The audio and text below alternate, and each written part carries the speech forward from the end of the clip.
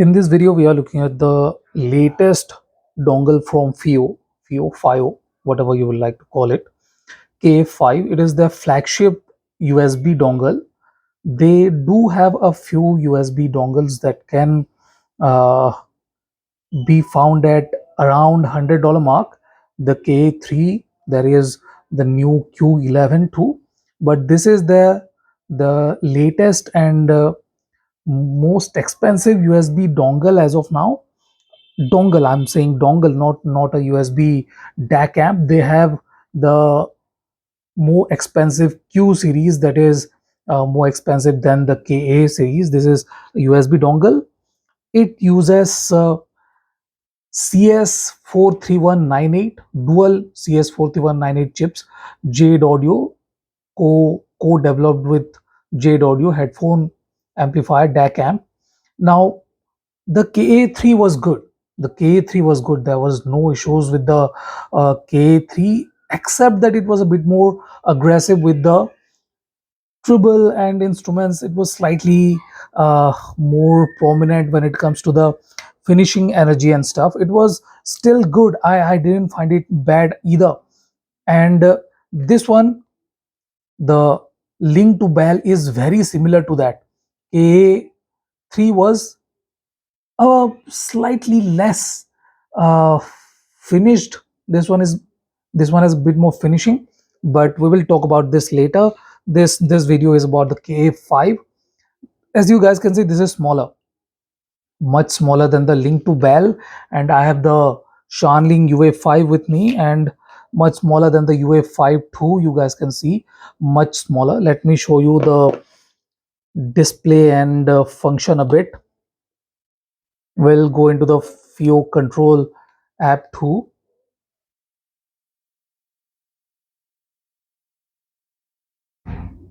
So you allow that, and you can change all this thing: SPDIF, hardware, mute, switch, and stuff, OLED display rotation, volume. I have it at 60 bits, so no issues there. You can switch it to 120 bits, but I do not feel that is needed. 60 is enough. Two steps at a time is plenty good. Gain is high. Class AB, class H is slightly less powerful, doesn't matter.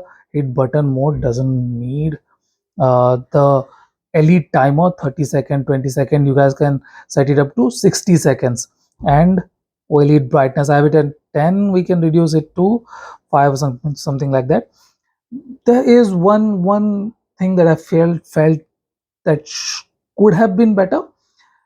You guys can see I have to hold this single button a few seconds to turn the display on. Now hold it a bit while, and you have the settings, fast, everything you see here is available here. Dimmer, rotate, display, ops, tips, display, key version and stuff. Gain, filters, it is on fast is the most analytical one. If you want a bit more body or something like that, you guys can definitely slow the filters down. Slow, they will provide you a bit more fuller, slightly less aggressive notes. Now let's disconnect it. No need to have a look at that anymore. Those things are very useful when you are slightly in a different mood and you want to switch a bit. You want slightly different kind of signature from the dongle, and those fast and slow filters do help to some extent. They are not groundbreaking or anything like that, but if you can perceive the differences, they can provide you with the differences for sure. Now moving on to the sound quality, I found it to be very uniform and accurate, precise. There are no issues. Very well balanced, as well balanced as the Shanling is one of the best USB dongle. Mm, you guys can check, I think. But the KA5 too is equally impressive. Now the presentation is different, but both are very well balanced, very well balanced in their own, and very uniform. The accuracy and precision is very good with both, and very uniform when it comes to presentation. Now the difference is This one is a bit more analytical. KA5 likes its notes a bit more faster. They decay slightly faster. The notes have a bit more finishing energy. There is a bit more going when it comes to the finishing end of the note. When it hits, it rises a bit more, then drops. There is a bit of extra resolution, extra energy to it, and that feels good. The rapid decay is very good when it comes to perceiving details, but then what you lose out on is a bit of analogish feel. Okay, it feels very rapid, so you do not get a lot of bass punch either. There is fairly good amount of bass punch, and it is not uneven like the K3. The K3's treble was a bit more jittery. This one has no jitter or anything like that. Very good when it comes to control and stuff. Accuracy and precision is very good, and very high on details. K5 is very high on details while maintaining uniformity. There are no issues when it comes to aggression or anything like that. So you do not worry about that. Now, the UA5 is a bit more smoother. Okay, it is a bit more analogish. It feels very good when you pair it with a bit more energetic kind of IM too. But K5 can feel slightly marginally fatiguing if you pair it with a trebly uh, kind of Shure S12 Pro kind of IM. It K5 might feel slightly more uh, aggressive, I have to say, but the UA5 is more controlled in that. Then the UA5 doesn't have a lot of definition. Okay, it isn't that rapid, even though it is very good, very consistent, no issues with the consistency.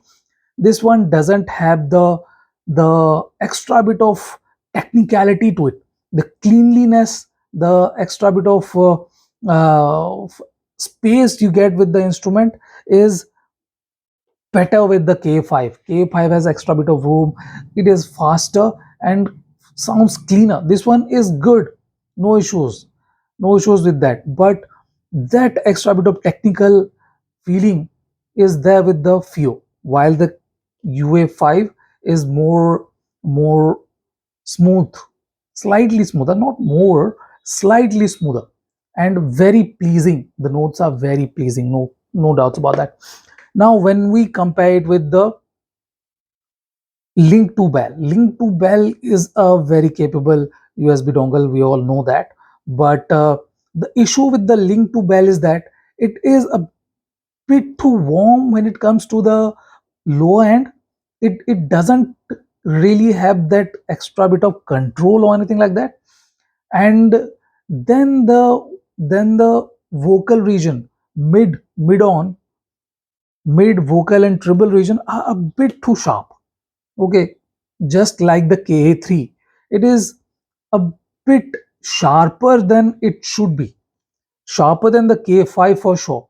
Taller, not taller exactly, but that finishing definition is a bit sharp.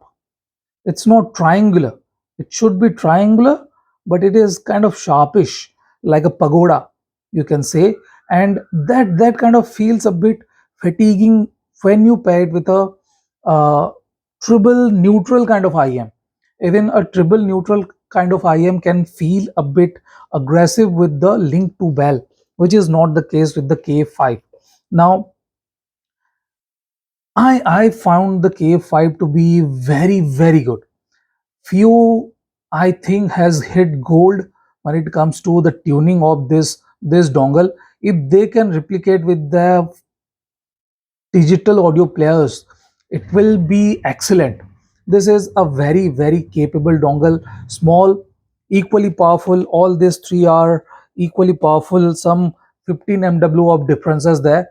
But when it comes to recommending a dongle, I feel if you are looking for good technical abilities, very good clarity and transparency, Fiio KA5 is the one to get. But if you feel that you can live with slightly smoother, slightly analogish kind of tuning, then the UA5 is very good. But if you are one who like a bit of bass and want good definition, good resolution, a bit of extra bit of energy with your treble region is okay for you, with most of your instruments is okay with you, then the Link to Bell uh, is a very good choice. But I found the K5 to be very impressive, very good. K3 was good, but the K5 is super impressive. My top recommendation, I'll have to say K5. K5 is excellent when it comes to details and stuff, and I like that. All these three are very good when it comes to staging. There are no issues with the staging, while this one is slightly lethargic when it comes to movement and stuff, slightly slower. These two are very good, and more accurate is the Ka5. Ka5 is, in my opinion, the dongle to get under $300. Excellent tuning, excellent performance by this dongle, very good power too. And what else we want from a sub $200, sub 140 dollars, I believe this dongle is riot, to be precise. Excellent from Fiio. So this is my comparison review of the Fiio A5. Thank you for watching, guys. Have a nice day. Enjoy.